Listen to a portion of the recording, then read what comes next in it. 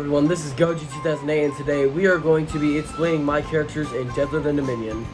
Also, I'm a little bit sick, so sorry if I don't sound like my usual self. I think I accidentally kind of caught the flu. I don't know how that happened, but other than that, let's go ahead and get started with talking about the Deadlier Than Dominion characters. So, in my series, Rodan doesn't really serve a purpose. I mean, he's kind of a comic relief. He's based off the Rodan from the Monsterverse, and he, after being decapitated by another character, Junior, who later turns into the new Godzilla, or King of the Monsters, he gets mechanized, and then Shin Godzilla heals him, which we're going to talk about that a whole different time later. For abilities, he just has the classic dive.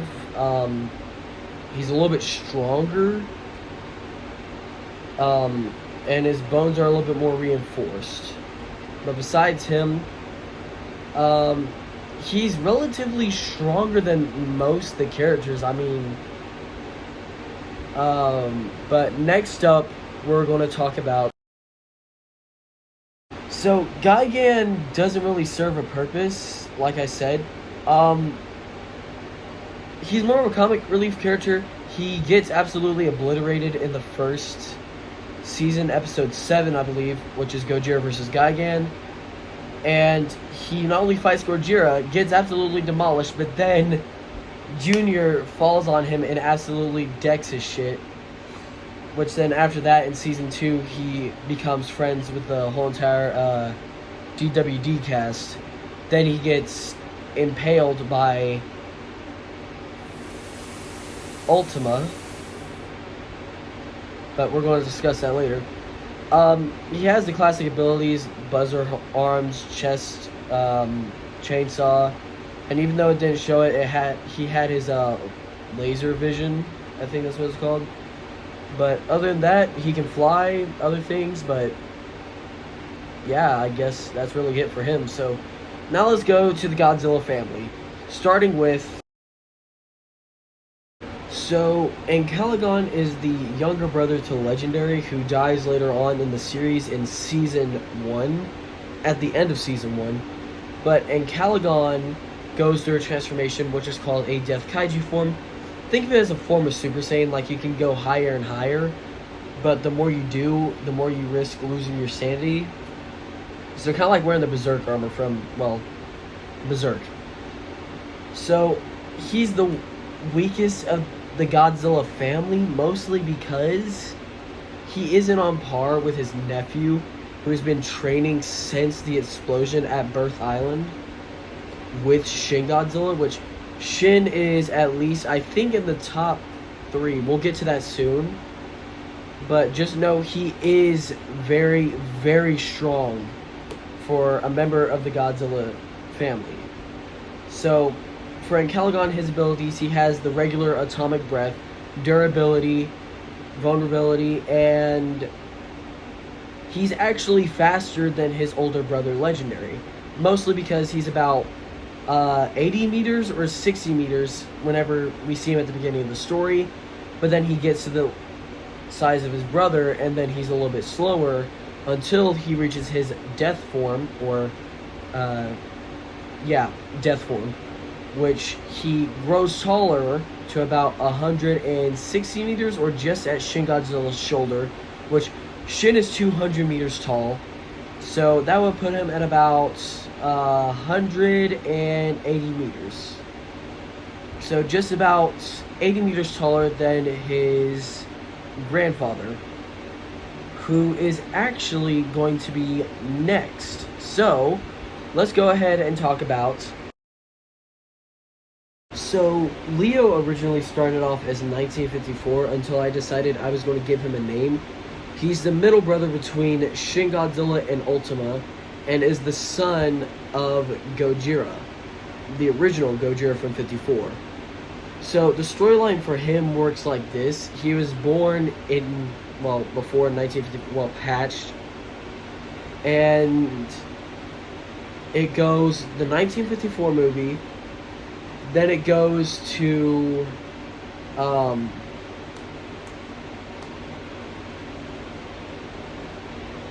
it goes to Godzilla against Mechagodzilla, then Tokyo SOS, and then we go to Godzilla Raids Again. Which the reason why that's a little bit messed up is because in this way, the way that I have it, is that he is the son of Gojira, so he fights his father as Kiryu, and then later on he fights Anguirus, killing him, which after that he goes to the Arctic and gets frozen alongside Monster Zero, which we'll talk about that later. Abilities, he has the atomic breath, although it is the white atomic breath or incandescent light. It's still very potent, as we see in Season 3, which is still in progress. Don't worry about that, guys. I haven't forgot about it yet. But besides that, he's also physically strong, being able to pick up Megalon and launch him about, probably almost like a few, like 300 meters up in the air, and send him about 700 meters away from him. So other than that, yeah, he's strong, and he is one of the most durable Godzillas. Also being able to tank the oxygen destroyer and a hydrogen bomb. So with all that being said, we are now going to get to... So Junior's up next, and oh, by the way, I know y'all probably noticed that. Yeah, so before we get into Junior, got a question for y'all. Bun or no bun? Take your pick in the comments. So let's go ahead and talk about Junior. So Junior is Legendary's son, and we don't see him until episode 6, which then goes into episode 7, where they reunite. Then we get into episode 8, where Junior gets into an argument with Leo Goji, and that got into a whole entire situation. Episode 9, he fights a Skullcrawler. And then episode 10, he dies just to get resurrected as the new King of the Monsters. So power-wise, he's pretty powerful. I mean, he's nowhere near his dad, who's actually above him in the list. Like, right above him in the list. But that's because his dad has more combat experience than him. But he is more strong because he doesn't hold back. His strength increases with every fight that he has. So think of it like a Zenkai boost.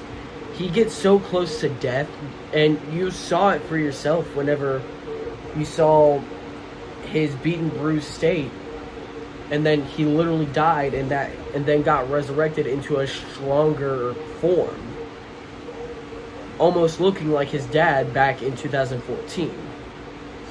So abilities, standard atomic breath, same old situation, but he is a whole lot stronger. Being able to hold on, he has grappling in his fighting stance. So he's able to grapple onto enemies and not let go. He has a vice grip jaw, which allows him to tear into enemies like paper. And other than that, yeah, he's a really, really simple character that is really strong. But he also gets a little cocky and arrogant sometimes. He gets too vengeful. So, going from him, let's go to... Legendary is pretty self-explanatory. I mean, the literal franchise goes like this for him. It goes 2014, 2019, 2021, then the new one that came out in 2024. Which, yeah, that's pretty much it. Other than that, it's pretty normal. But I will say that this version of Legendary has gone through more things. Humans are now actively trying to hunt him and his family. And even though he's stronger and a whole lot more bulkier, as you can see in the design change, which I'm going to place right here, I'm going to place the one that I came up with right here and the one that was in Empire. They look very similar, but they are actually very different. One's more bulky than the other, and it is very, very apparent. Which is actually the reason why Legendary didn't die from the bite that he had and the Oxygen Destroyer remnants that was in his body, which was from 1954 using his atomic breath. That's why it's so potent. Which then he gets killed by his own younger brother, who just so happens to be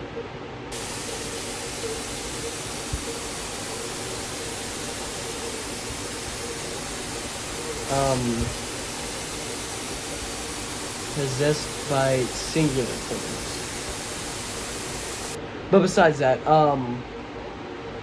he's going to make an appearance, but it's not going to be how you think it is. As a matter of fact, he made several appearances in season 2. One where you see his literal ghost, and the other where you hear his voice. So, besides that, abilities, same old scenario, bullshit. And, yeah, he has the thermal pulse and everything like that. Other than that, there's nothing really new about it, so let's go ahead and talk about everybody's favorite tall boy. So now we have Shin Godzilla. So let's go ahead and talk about him. Also, yeah, I did take my hair down after a minute because, meh.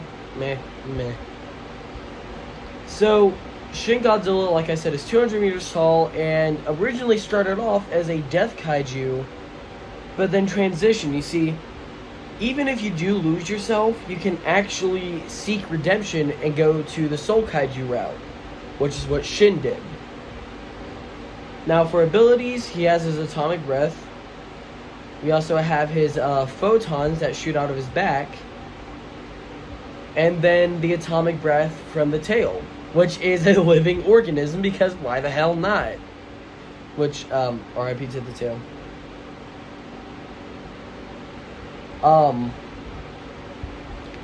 So Shin is the older brother of Gojira, aka Leo, and Singular Point.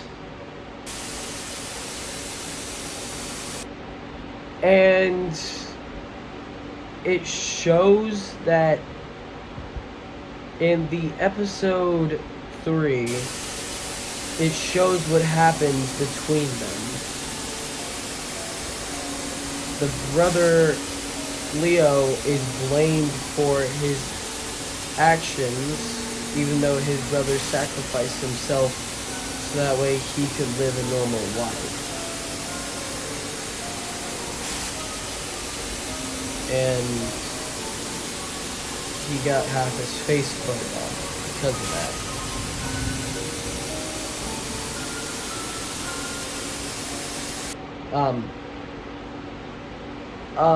Besides that, his abilities are usually the same. He has he's very strong. And other than that, let's get to the next one.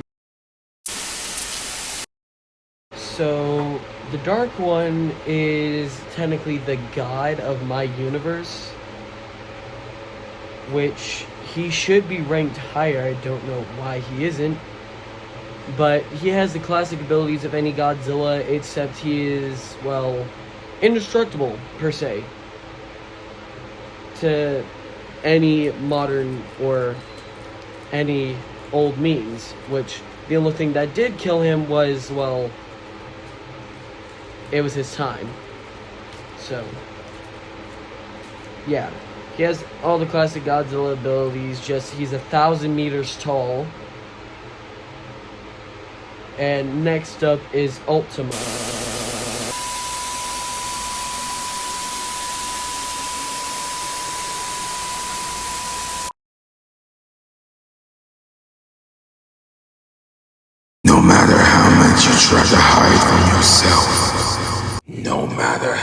you try to hold yourself back, I will always stay away.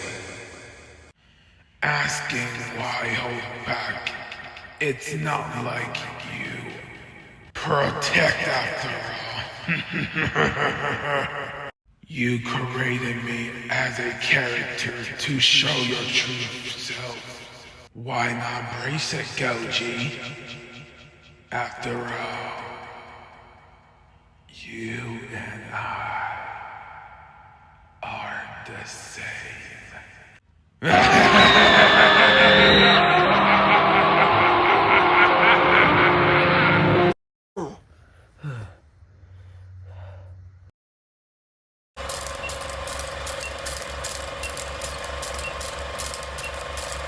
Ultima is a fourth dimensional demon that can also go from the fourth dimension to the eighth dimension in under how many seconds it takes from he was reborn in the fires of hell and was killed in the fires of an atomic bomb. His strengths are unknown, his size is 300 meters tall, and he is the strongest character in Death of the Dominion by far.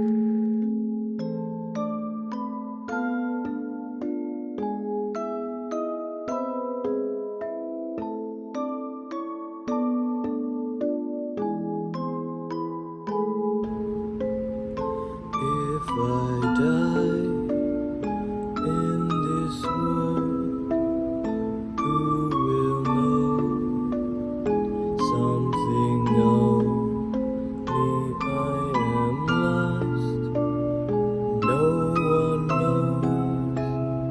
There's no trace of my yearning. If I die, but I'm in this world, carry on. Who will know nothing worth something of can be for? I am lost. All my fears, no one knows. All my tears, there's no trace. Tell my heart of my years. There's some. I wear a void, not even hope. A downward slope is all I see.